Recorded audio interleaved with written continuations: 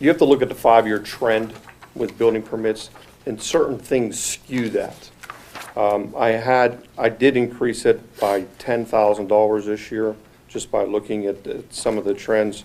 But I'll give an example. When UPMC East was built, we had a tremendous influx of money because of such a big, because our building permits are based off of square footage.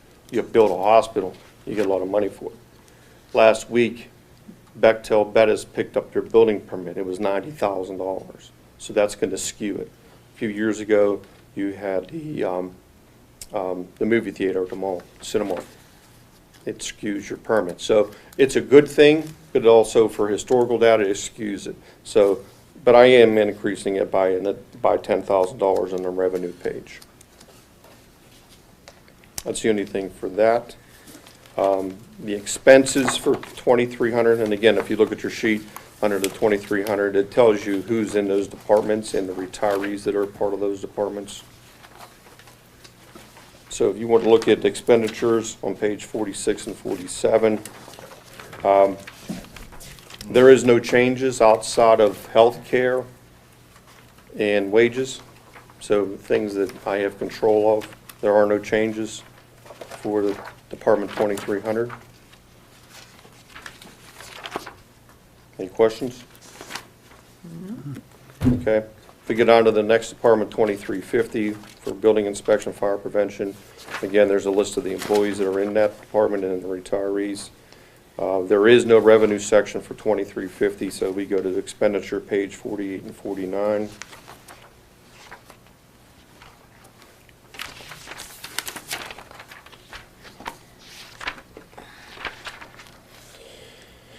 There is a change. If you go to, my apologies, if you go to the second page that I gave you, it'll highlight the page number and the line items that are being changed. So in 2,350 with the expenses, which is line item 2,350 1,400, the overtime pay, it is being increased, and the reason that is, as we go through this, another department will be decreased, this one will be increased because the landfill inspections was moved from the community development into building inspection. That's why there's a change. They're just exchanging from department to department. So there's an increase in 2,350, but there'll be a decrease in 5,300. Okay? That is the only change within the 2,350 expenses. Any questions on that? Okay. Next one is 5,100 on page 1. It'll show you the individuals that are in that department. On the second page, it'll tell you the changes that are being made. So we will go to the expense page 89.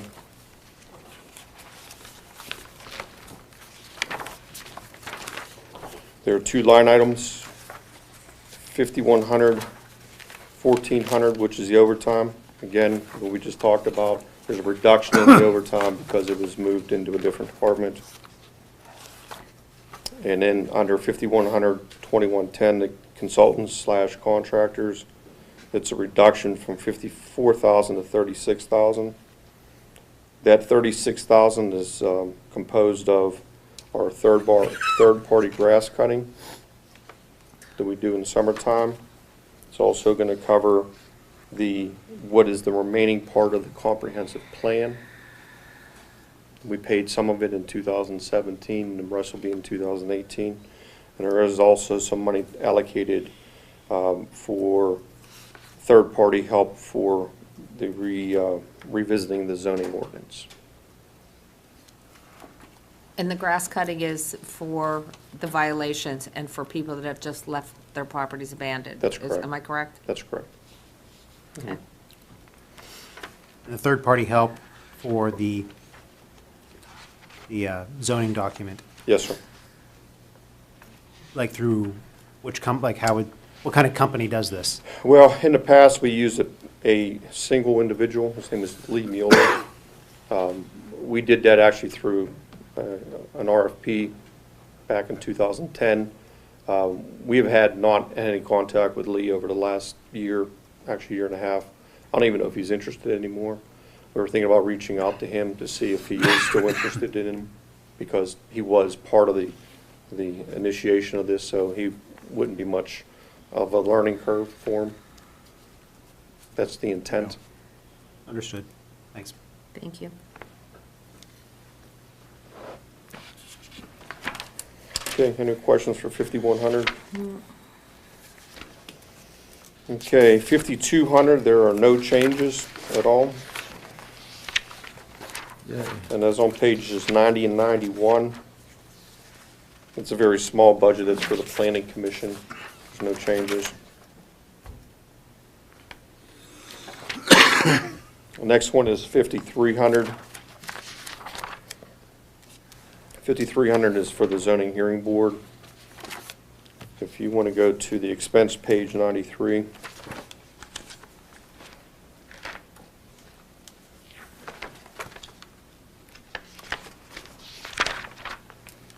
Let me get to, there we go. The change in there, in the first line item, 5300, 1300 salaries of temporary employees. It's because it is now a 4-person board versus the 3-person. There's a 3-person board with an alternate. The last year's budget didn't reflect that 4th person, so that line item was increased for that 4th Okay. person. Got it. That's why I went from 5,400 to 7,200. And Gary Grisiak, the alternate, he comes to every meeting, correct, Paul? Yes, he does. Yeah, that's laudable to him, because and he keeps up on everything, because if he has to replace somebody when a vote is to be taken, he's aware of everything that is going on with either a variance or a validity challenge, whatever the case might be. Questions? Nope. Okay, next is 6,100.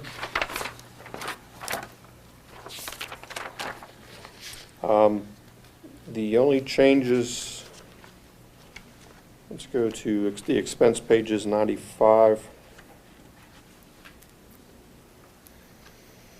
6,100, 2,102 architectural and engineering. Last year's budget was 40,000. This year it's 25,000. The reason it was higher last year is because we put some additional money in for assistance with the MS4 application to the DEP. If you remember, the pollution reduction plan was generated by MS Consultants. That's what that fee was for. That additional money was for them to take care of that for us. So it was reduced this year.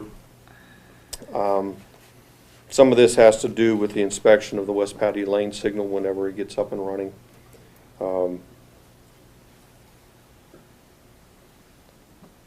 And the rest of it is for the MS, and again, is the MS4, just because it's an ongoing animal, if you will.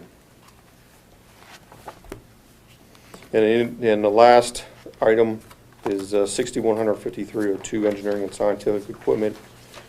There's an increase in there from $250 to $3,050. That is for software. MS4 Front, which is the software used for our MS4 reporting, comes out of there. And also we're currently using a 2004 edition of AutoCAD. AutoCAD is a design and drawing software that we utilize in our office. It's a 2004 edition. As any software in today's day and age, it's a cloud-based system. So, you don't get to see these in the mail anymore. You go on a cloud-based, and you have to do it by user. So that's why the increase in money there. And that's it. Any questions for Mr. Hugus? Good job. Thank you. All right. Good job, Paul. Thanks, Paul. Good job. Are you giving him a star? Star. You get a star for your time. And those are the departments we'll be working with this evening. There will be another, our next budget hearing is on Thursday, November 9th at 6:30 PM. That is a week from today. That is going to be right before our regular council work session. We'll start at 6:30 and we'll get as much in at that point as we can. Then we will have some time to discuss this and go through it. The soonest we would vote on this budget would be at the December regular council meeting. I think the 10th, maybe? Yes, the December one. Yeah. I mean, or I guess, I'm sorry, I guess legally, I guess we could vote on it at the November regular council meeting. I take that back, stand corrected. So the soonest we could do it, I guess, would be at the regular council meeting for November, that's November 14th. Give me one more. However, council could decide to work on that more and vote on it at the December meeting to enact it for 2018. So we have some time with all of this, but our next budget hearing will be Thursday. There will be a public comment period at that point as well for the budget. 6:30, Nick? At 6:30. But also, it is also Citizens Night that evening. There will be also a second time for citizens to comment on it. And then at our regular council meeting on the 14th of November, there'll be another time for citizens to comment on the budget. So there's a few opportunities for citizens to talk about the budget and discuss it. We went through a lot to digest. I will ask council at this time, any comments anyone would like to make or bring up at this time? I got one brief thing I'd like to say, and it has nothing to do with this, if I'm allowed. Sure, the floor is yours. I just real quickly like to say, Mr. Wilson, hope your wife feels better. Yes. Steve, hope you feel better. And most importantly, congratulations to our Gateway football team. They made the playoffs, Yay. 9-1 and 7-1 in the conference. Yep. Thank you. Yeah. You. Mr. Clary, anything this evening? Make sure everybody gets out and votes on Tuesday, right? Remember everybody you saw here? I'm not up for election. I will be voting. You have a good group here. Please don't believe all the hype of all the reckless spending. As you can see, it is far from. Listen to the people up here. They're good people. They're running the municipality well. Please vote. Let them keep doing their jobs. They're doing a good job. Mr. Harvey? Just wish my best wishes to Mrs. Wilson. And the other reason why we would like you to get out and vote, besides using your normal right to get out there and say who represents you, is we had a Citizens Committee work very hard on Home Rule Charter changes. They're going to be on there for your vote. And to my pleasure, I wanted to tell you that if you want to read them before you get to the little brief paragraph at the polls, our website has a very, very good explanation of them. I looked it up, I read it, I even printed it because it was so good. So before you go to the polls, go to the Monroeville website and pull up the Home Rule Charter changes and read them, and hope to get your support on. Very good. Mrs. Gatos? Absolutely. First and foremost to Mrs. Wilson, I'm glad that you've got to come home and look forward to you feeling better. Me too, Mrs. Wilson, sorry. I forgot that. That's okay. Sorry. Please come out and vote on Tuesday. People work very hard, given their lives, so you have that right. And like Mr. Harvey said, the Home Rule Charter changes are on there, and I think it's important that we get that up to date. And feel better, Steve. Sorry, I forgot he had the flu. So, thank you. Mr. Little, anything you want to comment on? I didn't give you a time. Yeah, no, I'd like to follow up on just a minute, to follow up on what Paul said, just to mention about taxes and real estate taxes. Just for the benefit of the public, real estate taxes were increased. They had not been increased in the municipality of Monroeville from 1994 to 2012. It was 18 years. And the two biggest reasons why those taxes were not increased, because a huge attrition in employees retired, and they were not replaced. And that goes into literally tens of millions of dollars that were saved, probably beginning of this century in 2000 up until the present. For instance, the police department had like 55, 56 police officers, and now they have 43. The Public Works Department had close to 50, if not more, employees. Now they have 37. The Engineering and Planning Department had, I don't know the numbers, but a lot more employees. People retired, and it saved tens of millions of dollars. The other thing was the sale of the sewage to the authority. And part of that is how the community park got built. But that's the reason why that the taxes weren't increased through that time.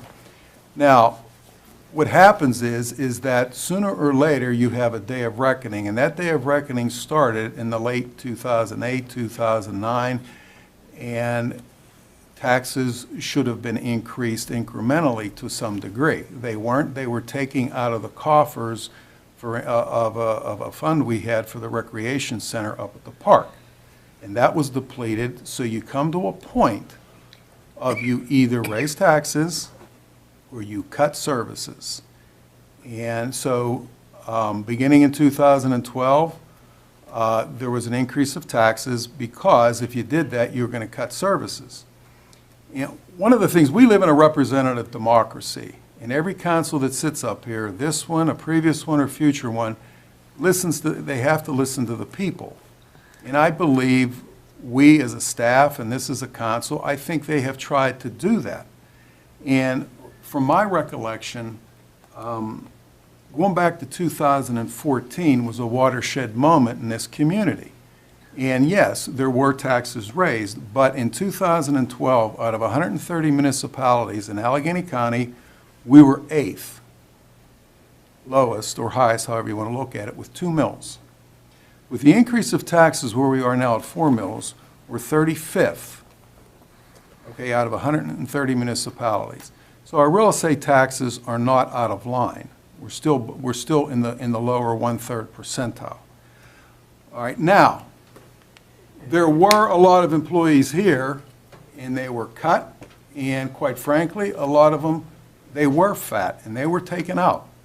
And that happened over a 15-year, 20-year period, because there was no other recourse. You had to do that. That's how taxes weren't increased. So if you're going to not have, to not take in with the expenses increases, counter that, the only way you're going to do that is to cut services. In 2014, and even before that, I'll go through some services that were discussed at length in this meeting room and in the public. The dispatch center, animal control, the TV station, combining Parks and Rec at the Senior Citizen Center. Those are just some items that if you either cut, combined, yes, can you save money? But the public came, and even before this council was here, the public came into this meeting room and they did not want those services cut. Now, if the public wants services cut, sure, we can save money, unquestionably. Unquestionably, we can save money. But that's the choices of where we are. We're either cutting services, and I'm not saying we're raising taxes. That's not for me. That's for this body up here. But that's a little bit of the history of it. As you can see tonight, there's very little discretionary income in these budgets. And if it's a policy decision to cut services, that's what the people up here get elected for. Okay, so that's just a little history of how we got, to where we are. Monroeville is not the community with respect to revenue and expenditures that it was in the early 90s and even in the mid-90s.